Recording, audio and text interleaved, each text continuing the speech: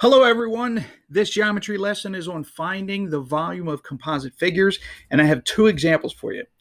So, if you didn't know, composite figures just means we took two or more shapes and combined them together. So in this case, it looks like maybe we took three-dimensional shapes and attached them to each other. That is to make one composite figure, that is our figure. So what's important to start with is figure out what are the shapes we have here. So to help us, I'm going to do a little bit of coloring. I'm going to start here on the top left and color this top left corner in. And it looks like we have a triangular prism. And with a different color, I'm going to color in the top right. And it looks like we have a rectangular prism. Honestly, this front looks really close to a square, but it's still just as appropriate to call it a rectangular prism. And I'm going to leave this bottom prism white. So if you have seen my previous videos, you know I like to start with the general formula for volume of a prism, capital B times capital H. But if you have not seen my previous videos, just in case, this capital B doesn't stand for base like it does for area of two-dimensional shapes. It actually stands for the area of the entire base shape of a prism. That's why it's a capital B, not lowercase. And this capital H is not just height of one side of the shape, it's the entire height of the actual prism. Now, here's something to keep in mind. Sometimes prisms aren't standing straight up and down, in which case it's not going to look like a height. Sometimes the prism could be laying down, in which case it could look like the length or it could look like depth. So keep that in mind. So I'm going to start first with the volume of the rectangular prism on the bottom, the white one. And we know capital B, I already said, stands for the area of the base shape of this prism. Well, the bottom shape or the base shape of this prism is a rectangle because it's a rectangular prism. So instead of capital B, I'm going to change that to the area of rectangle, which is length times width. And on the outside, I still have the capital H, or the height of the entire prism. We're now ready to plug in some numbers for the white prism. So the length I could see across the bottom is 20. So 20. The width I could see over here on the bottom right is 6. And the outside, the height of this prism on the outside left here, I could see times 4. And let's do some multiplication first. 20 times 6 gives us 120. And on the outside, we still have 4. 120 times 4 gives us 480. And don't forget your units, cubic feet or feet cubed, because volume is always cubed. Now, since we're already talking about rectangular prisms, let's go to the next one. This pink one we said looks like a rectangular prism. So let's start plugging in the numbers for that one. The length of the prism I could see across the top here is a 5. The width, well, the width is going to be this line right here. How wide is the top of this? Well, it's going to match the bottom here. So if the bottom is 6, the top is 6. So on the inside, let's put in a 6. Now we have a little bit of an issue. We need the height of just this pink rectangular prism. Well, 9 feet represents this entire side.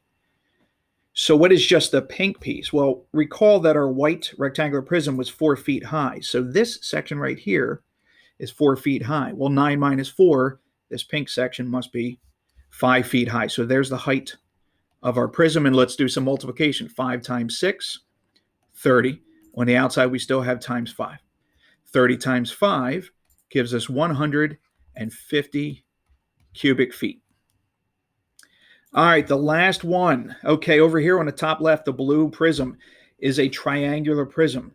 And remember, capital B stands for the area of that base shape, the area of a triangle. So in case you did not remember, the area formula for a triangle is 1/2 little b, the base shape, the base of the triangle, times little h.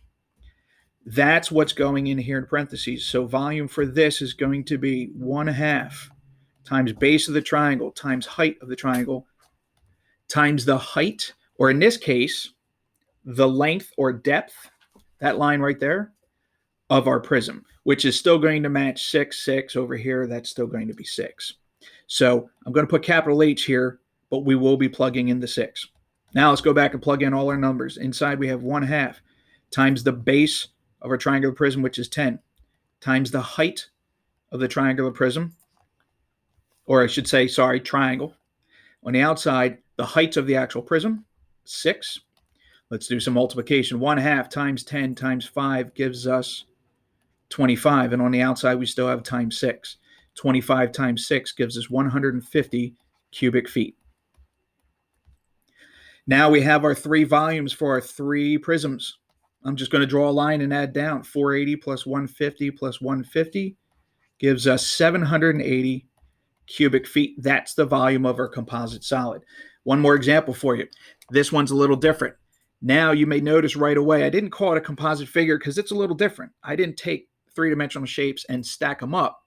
This time, it looks like I took a rectangular prism and cut it out. In fact, it tells us right here, this blue cube had a rectangular hole cut out of it. Find the new volume of the cube. So we want the volume of just all of the blue because it has a hole cut out of it. So hopefully by now you're already thinking, oh, we're not going to add those together. We're going to find the 2 volumes and we're going to subtract them. So let's start first with the volume of the cube. And we know the volume of the cube, it's going to be the same formula as the volume of a rectangular prism. So I'm just going to write from our previous example, we know the base shape, the square is length times width times the height of the prism. And again, what makes this easy is it's a cube. So it's really just going to be 8 times 8 times 8, which is going to give us 512 centimeters cubed or cubic centimeters. Okay, now let's find the volume of our rectangular prism that got cut out. I can see in the front, the length is 4. This height is 1. What's this width? How wide, how long is this cut out of our cube? And hopefully you said 8, because if every side of the cube is 8, well, we had to cut all the way through the cube, so that's going to be 8. So length 4 times width 8 times the height, which is just 1, and multiply across, and we're going to get 32 cubic centimeters. So again, because we're cutting out, we are subtracting. I'm going to draw my line. What is 512 minus 32? And we get 480 cubic centimeters for what's left of our blue cube. Ladies and gentlemen, that is the end of our lesson.